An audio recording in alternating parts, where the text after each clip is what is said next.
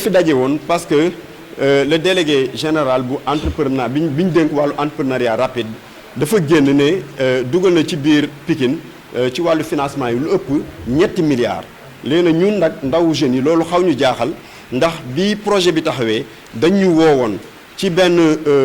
réunion boo xam ne préfet bu Pikine moom moo ko jiite woon donc bi délégué bi ñëwee xamal nañu ne Pikine li mu am ci financement yi mi ngi toll ci 1 milliard 950 millions. loolu nag depuis 2018 la woon boobu ba léegi amaatul beneen daje boo xamante ni acteurs yi ko sekkoon toogaat nañ ci pour ñu wax leen financement bi fan la toll ñun nag ñu ne jot na ñu poser ko ay questions donc question bi ci njëkk mooy projet yi nga xamante ni ay junni Pikinois demoon nañ préfecture déposer ko projet yooyu fan lañ ci toll ana projet yooyu nan lañ def projet yooyu. beneen parce que li tax ñuy poser question boobu mooy bëri na ndaw yoo xamante ni déposé nañ ba léegi nii mosuñu leen woo xamuñu sax nan la financement yooyu mel kenn woowu leen xamuñu fu financement yi dugg moo tax ñuy poser question boobu. parce que tamit beneen question bi si topp moom mooy bu weesoo base de données boobu nga xamante ni ñu ngi koy laaj délégué général bi est-ce que li ñu déposé woon moom bu dee financé na est-ce que évalué na enveloppe bi nga xamante ni bi mu ñëwee Pikine annoncé na ko. pour wax ne war na fi joxe 1 milliard 950 millions parce que évaluation boobu li muy wane mooy du rek ñu ne financé nañ tant de jeunes waaye financement boobu tax na jeunes yi taxawal entreprise yu dëgër yi ba employé yeneen jeunes parce que loolu mooy idée projet bi donc loolu tamit bëgg nañ mu indi ñu ci ay réponses mooy évaluation bi ci mujj mooy bu ne joxe na plus de 3 milliards donc loolu dañuy njortu ne amaan na lu mu dolli ci enveloppe boobu léegi li mu dolli ci enveloppe boobu ci yan base lay joxe financement yooyu ndaw ñi. parce que ndaw yi ñu ngi fii ak seeni projet ba léegi di xaar bu loolu wéyee nag parce que question yi li tax ñu koy posé mooy ñun ñi dañ fi teewal ay ndaw du ñu gis problème am ba pare ñu koy sëgg di noppi il faut ñu posé wu question yooyu noonu bu loolu weesoo nag am nañ ay recommandations yoo xamante ni donc bëgg nañ ko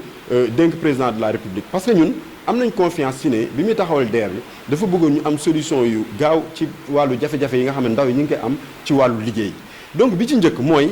mission bi nga xamante jox na ko DER ñu ngi koy ñaan mu xoolaat mission boobu surtout nag ci jamono ji nga xamante ni ñu ngi wax naan suñu wàllu koom-koom ñu ngi xool nan lañ koy suqaliwaatee donc loolu dafa laaj ñu def taxaw seetlu ci li nga xamante defoon nañ financement pour xool naka la ñuy jugaatee pour que jeunes yi mën a am ay financement yu baax mais aussi mën a développer seen ay entreprise ba mën ci sax employé yeneen jeunes. beneen recommandation mooy lu mel ni mënul am département bu nekk ñu ne jox nañ la enveloppe. te amul benn comité boo xamante taxawal nañ ko fa pour ñuy saytu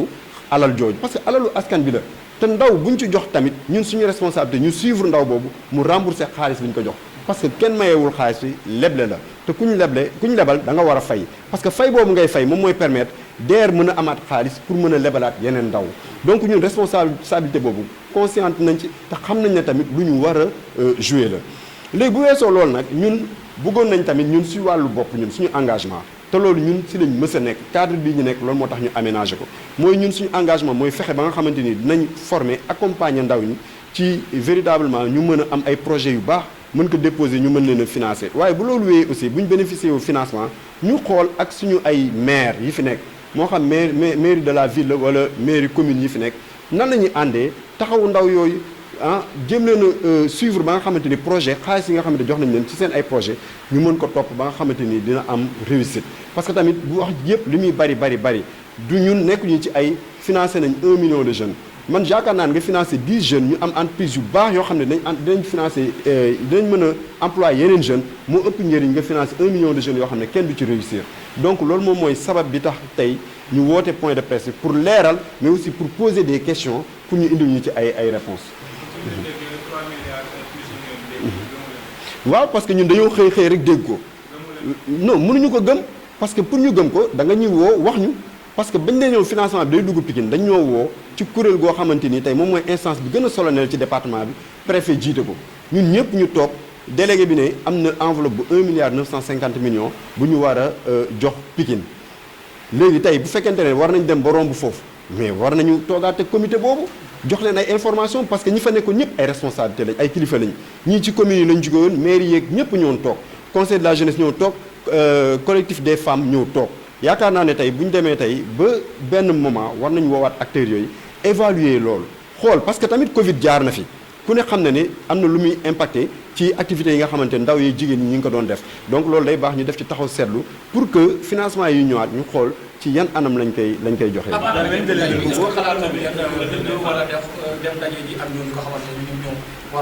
waaw loolu nag li ñu ciy wax moom du bëri parce que jàpp nañ ne tey nit moom pour nga ñëw ci moom day fekk mu ubbil la say bunt ndax moom yaakaar naa ne déclaration bi mu def fii la ko defee biir Pikine te ñun ñu ngi Pikine fii la ñu recevoir ministre de la jeunesse interpellé ko tamit ci question boobu noonu donc yaakaar naa ne bu fekkonte ne moom pare na pour waxtaan ak ñun am na instance bu solennel muy CDD bi nga xam ne préfet moom moo koy jiite na woo foofu acteur comme ni mu ñu woowee woon ba muy wër Sénégal naan damay financé donc nañu woowaat foofu bu ko defee mu ne li ñu njëkkoon financé kat fii la toll donc lii lañ ci am jeunes yi remboursé nañu wala remboursé nañu pour que ñun it si suñu mission bi nga xamante mooy suivre jeunes yi ñu mën a rembourser seen prêts yooyu pour que yeneen jeunes mën a am financement ñu mën ko def mais loolu tamit bu amul ñun li ñu mën rek mooy boo génnee ne teelu wax ñun tamit ñu ne teelu wax après nag ñu soog a xool leneen lu ñuy régler. fi lëndëm fi mu war a doon mooy information parce que mbir boo ko sëkk ak ay nit nga woo leen ci njëlbeen ne leen ñun de lii lañ leen di financé bu demee ba mu am changement wala mu am évolution waroo sax xaar loolu yaakaar naa ne boo paree loolu rek war nga leen woowaat évaluer booy dugalaat nga ne leen man de lii laay dugalaat ñu ñëw tàggat jeunes yi ne leen amaat lu dugaat sinon bu fekkee am na lu dugaat ñi ko yëg rek ñoom ñooy dem bénéficier wu ci te loolu je pense que lu am solo la ci ñu respecter acteurs yi nga xamante ni ñoom ñoo nekk à la base te ñoom ñooy def suivi moo gën ñu naan ay 3P naan préfet police ak procureur pour man jeune doo ko financer ba pare di ko fitnaal nañ teg jeunes yi dans de bonnes conditions jox leen financement accompagner leen sur le plan technique et stratégique ko defee li ñu war a def seen ay projet ñu def ko ñun li ñuy ñaan suñu mbébét mooy ñu réussir programme yooyu parce que réussir moom mooy tax ñu mën a financer yeneen jeunes mooy tax tamit wàllu xëyu ndaw yi ñu am ci solution. li ngeen xam ñaar 300 millions signé nañ ko muy convention. léegi yéen jox ngeen ne loolu. waaw non convention boobu li ñu ciy leeral mooy ñun maire annoncé woon nañu ko ba pare.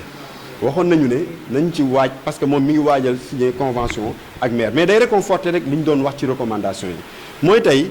mënoo ñëw dugg département bu nekk ne leen am ngeen enveloppe tel te yamul ci département yi de wax nañ ba commune bu nekk lu mu war a am je pense que foofu li jaadu woon mooy ñu signé ay convention ak maire commune yooyu ak maire de la ville bu Pikine bu ko defee ñun ñu àndandoo saytu fonds yi parce que tamit dafa am sew-sew bi ci am te daloon na waa ANPEJ maanaam ngay financé waa Pikine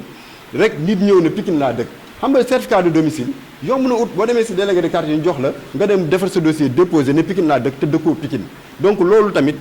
mënoon nañ ko régler ci kaw ñu signé woon convention avec les maires ànd ak tous les acteurs au niveau local bu ko defee ñu mën a saytu fonds yi lépp loo xamante ni war nañ ko ci teg ci yoon ñu mën ko teg ci yoon ànd ceeg maires yi mais ànd ceeg acteurs yi nekk yëpp à la base. li ngeen xam ne ñaata projet lañ financé ci li ngeen xam. ci li ngeen xam ñaata projet lañ financé. non loolu moom mooy question bi ñuy posé parce que ñun benn jotaay lañ ci am 2018 ba léegi amaatul benn jotaay boo xam ne am na Pikine kon mënuñu wax ne tant de jeunes lañ financé lim bii ci ay ndaw lañ financé ci biir Pikine kenn mënu ko wax ñoom rek ñoom ñoo ko mën a wax donc loolu nag baax nañu leeral ko. pour loolu leer na. pour rappel interview boobu man maa ko xam. moom moo ko fi ñu jàkkaarloo ma dem interview. moo waral coono mais moom bi ma ko woowee nee na. liste bi ngay laaj pare na ko jox leen ko. alhamdulilah na publier liste bi. naa leen ko. na publier liste bi. non non du ay wax parce que ñun institution lañ. ñun bu ñu ko bëggee saisir dañ koy bind saisir ko moom tam bu fekkente ne pare na pour joxe liste bi mais na ko joxe dinañu permettre ñu régler deux choses ñu xam ndax ñi ñu financé ñëpp Pikine lañ dëkk mais également ñu mën a suivre jeunes yooyu ñoon ñu financé ñu mën a rembourser prêt yi ñu leen jox pour que yeneen jeunes yi mën a am ñun loolu rek la ñuy laaj nekk ñu di critiquer nekk ñu mais dañoo bëgg rek leeral donc loolu daal moo nekkoon solo jotaay bi